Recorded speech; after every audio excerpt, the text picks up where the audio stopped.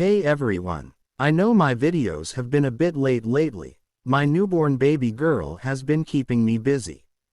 I really appreciate your patience and support, and I'd be so grateful if you could keep her in your prayers for good health and a bright, happy future. Thank you all for sticking around. When you look at a college hoops slate like this, there are games that feel routine and then there are matchups that jump off the page because the line is screaming a story before the ball is even tipped. Today we've got several of those. And when a number looks massive, uncomfortable, or straight up disrespectful, it's usually because the matchup underneath tells you exactly why oddsmakers are setting that trap.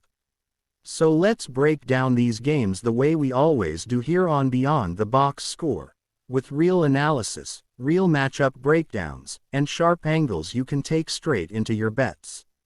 Now as always, before we dive deep, it's worth reminding everyone that supporting the channel keeps these daily breakdowns coming. Less than 25% of you watching are actually subscribed. If you find value in the analysis, if you enjoy the picks, and if you want to help the channel grow toward that 2,000 goal, right now sitting at 1232, it's increasing, hit that subscribe button. It takes 1 second and helps in a huge way. Starting with Davidson versus the Citadel, the number is huge, but the mismatch is even bigger. Davidson enters at 6-1 after dropping 90 on North Carolina A&T, and they've built that record by being one of the more efficient offensive squads in the early season. Meanwhile, the Citadel heads into this matchup at 2-6, losers of 3 straight, and coming off a painful 69-41 loss on a neutral floor to Presbyterian. But the real headline: they still do not have a single Division I win this season. The only time they faced a team inside the KenPom Top 200 was against Boston College, and that turned into a 76-47 beatdown where they lost by 29. And the numbers from that game show exactly why. They shot just 5 for 26 from deep, 50% from the foul line, and only 40% from 2. Nothing clicked, nothing flowed, nothing threatened. Now they have to figure out how to keep up with a Davidson team that is more than comfortable carving teams apart with efficiency. Davidson isn't a fast-paced team, but they don't waste possessions. Nearly 40% from 3, 57.5% from 2, and while the free throw percentage isn't pretty, they make up for it with sheer volume, because this team lives at the line. The Citadel might not allow a ton of free throws, but they have far bigger problems. They're dead last in the country in adjusted defensive efficiency, they don't force turnovers, and they don't rebound at a level that can punish Davidson's rebounding weaknesses. Davidson does struggle with turnovers, ranking 250th in turnover percentage, but the Citadel ranks bottom 6 nationally in forcing them. So Davidson's weakness essentially gets neutralized. On the other side, the Citadel's shooting numbers make it nearly impossible to trust them to keep pace. 29.7% from 3, 48.5% from 2, under 65% at the line, and they're not creating easy looks anywhere. Yes, they've had games where they've gotten into shootouts, 86 versus Charleston Southern, 92 versus West Georgia, but those track meets came against teams nowhere near Davidson's level. The Boston College game is the true comparison, and that one tells you everything you need to know about how this matchup collapses. Davidson can realistically win this game by 25 to 30 points, and the only slight hesitation is their look-ahead spot with St. Mary's coming up. But the gap between these two programs right now is simply too wide. The play is Davidson, laying the big number. Next up, Cal State Fullerton versus Cal Poly, a matchup where both teams want to play fast, both want to run, and both rank inside the top 10 in average possession length. Fullerton enters at 3-5, alternating wins and losses for 4 straight games, and coming off an 83-69 win over Pepperdine. Cal Poly just knocked off Redlands 87-81 and now heads back out on the road, where they've actually been impressive. They've won at Utah, one at Seattle, and hung with both Montana and northern Arizona. The common denominator: high-scoring shootouts. Utah, 92-85. Northern Arizona, 93-87. Montana, 90-82. This team plays track meet basketball, and they live with the results. Fullerton plays the same way, but the difference comes down to ball security. Fullerton is top 20 in turnover percentage, while Cal Poly is bottom 10. And in a game with this many possessions, giveaways can completely flip momentum. Fullerton shoots 52.6% from 2, 70.8% from the line, and that's exactly where Cal Poly is weak, 320th in defending the 2. Fullerton should be able to score consistently inside. But Fullerton's defensive issues give Cal Poly their own opportunities. They don't force many turnovers, they give too many free throws away, and opponents can shoot from deep, which is exactly what Cal Poly wants. They are top 55 in three-point attempt rate, hitting 35.3% from deep, and a massive 40.2% of their scoring comes from three, 21st in the nation. When a team leans that heavily on the three, games can flip quickly. The line is tight for a reason. Cal Poly is the better defensive team overall, especially in close game situations, and they've already proven they can win on the road. In a near pick-em environment, I trust Cal Poly to make the bigger defensive stops and take care of business late. Lean to the over, pick as Cal Poly plus 1.5. Moving on to Merrimack vs. Rider, where the story is all about offensive pain. Merrimack enters at 3-6 after beating LaSalle 66-60. Rider enters at 1-5 after a 68-65 loss to Coppin State, which is brutal, because Coppin State is literally the second worst team in the country by KenPom. And that loss came after already being blown out by 34, 28, 34, and 46 points by Virginia, Rutgers, Texas, and Houston. Rider's offense is catastrophically bad right now. 350th in adjusted offensive efficiency. Bottom 2 in two-point shooting. 358th in three-point shooting. The only thing they do well is shoot free throws, 77%, but that's not nearly enough to mask their inability to hit shots when it matters. They rebound well offensively, sure, but only because they miss everything. Merrimack's matchup zone has a way of making bad offenses look even worse. They've held Maine and LaSalle in check this season, and their defensive structure typically drags games into slow, grinding, low-scoring battles. The problem: Merrimack's offense isn't good either. 300th and 337th in two-point efficiency, decent at the free throw line, but not enough punch to blow anyone out. When both teams struggle to score, MAC conference play, the MAAC with two A's, becomes exactly what it usually is, an under-better's playground. Merrimack has played this style for years. Rider can't score. Merrimack won't score at a high clip either. Everything points toward a 68-60 type of finish. The play is the under.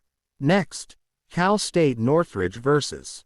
Cal State Bakersfield, where Northridge just got drilled 82-50 by Idaho State and Bakersfield just upset Fresno State 76-71. Bakersfield has been battle-tested, facing three top 100 KenPom opponents: Florida State, Ole Miss, and Cal. And while all were blowouts, that experience matters now that they're facing more equal opponents.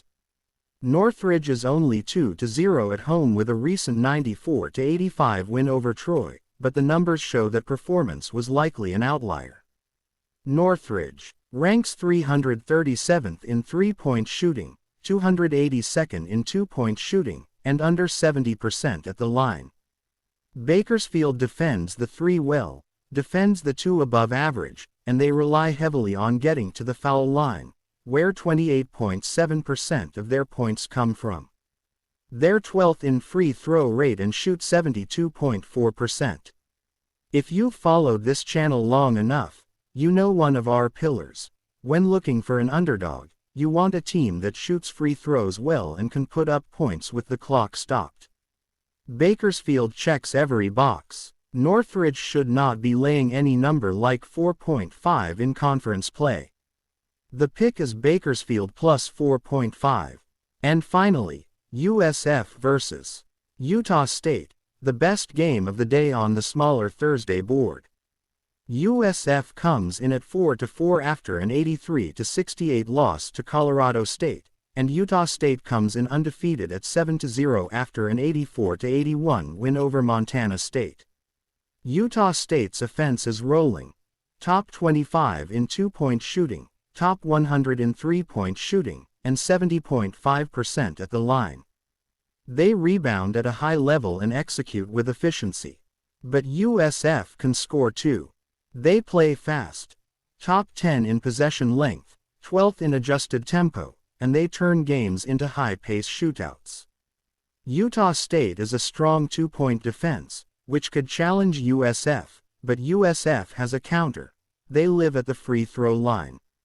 They're top 50 in free throw rate, with 24.5% of their points coming from the stripe. Utah State allows too many free throws, 215th in free throw rate allowed, which means USF will get plenty of chances to stay in rhythm. This shapes up as a high-scoring battle where both teams get what they want offensively. Next we've got a loaded Big West slate and some key matchups that are shaping up to be real battles on the hardwood.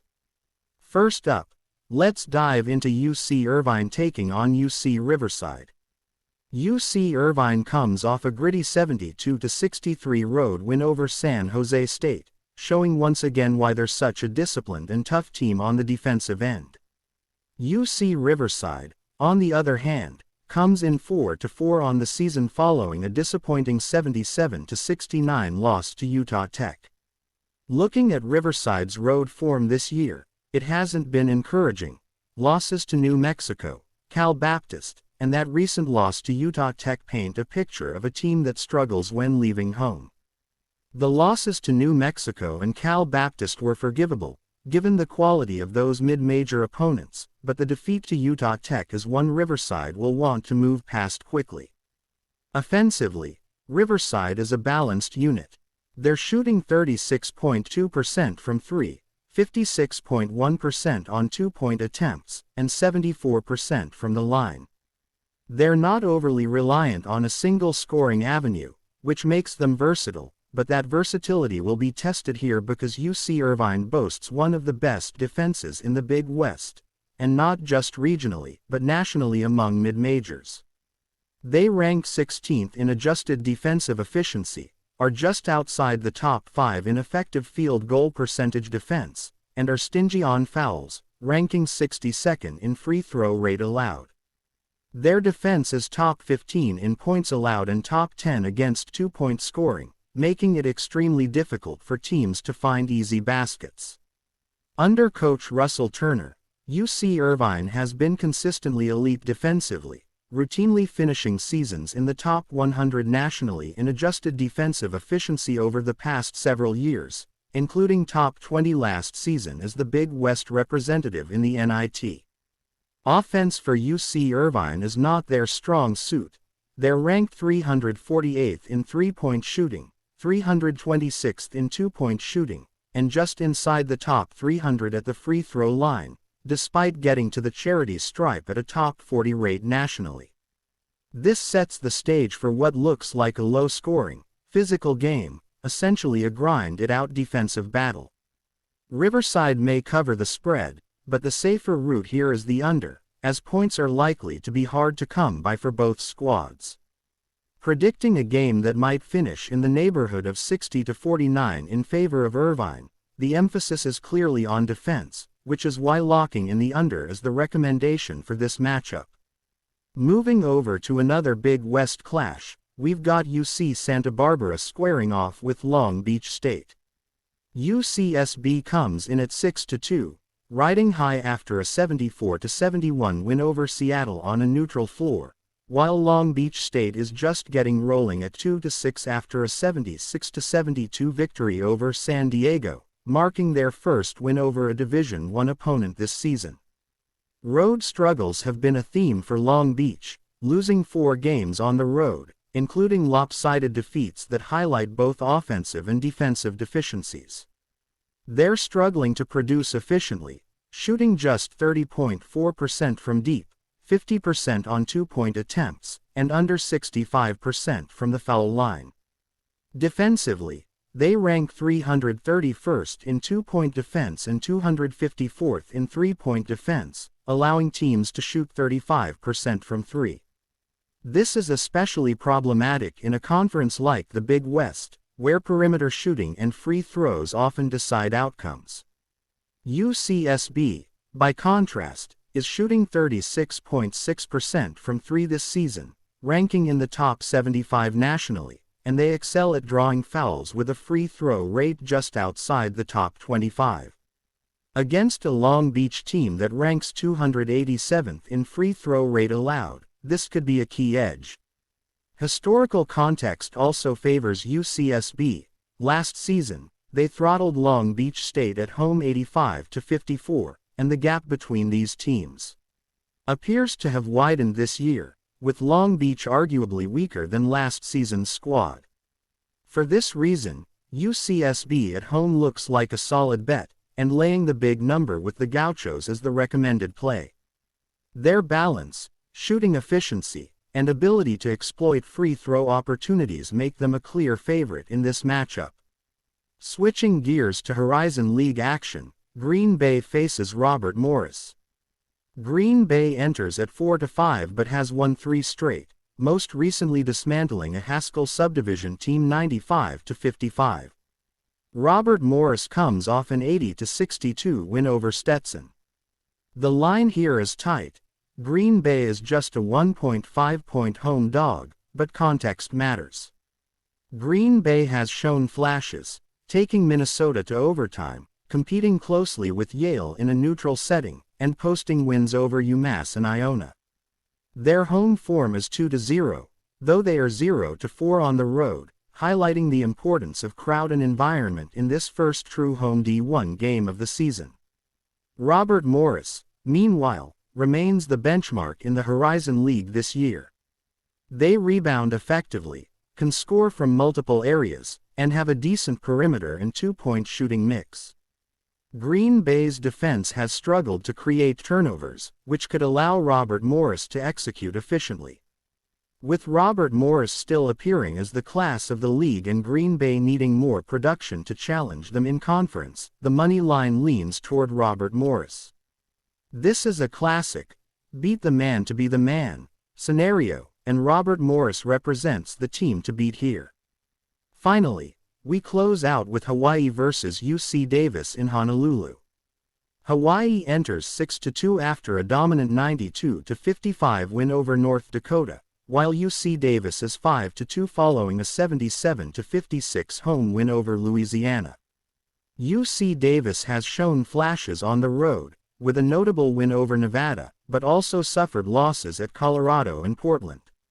UC Davis is an efficient shooting team, ranking top 20 nationally in 2-point percentage, hitting 75% from the line, and drawing fouls at a rate just outside the top 100.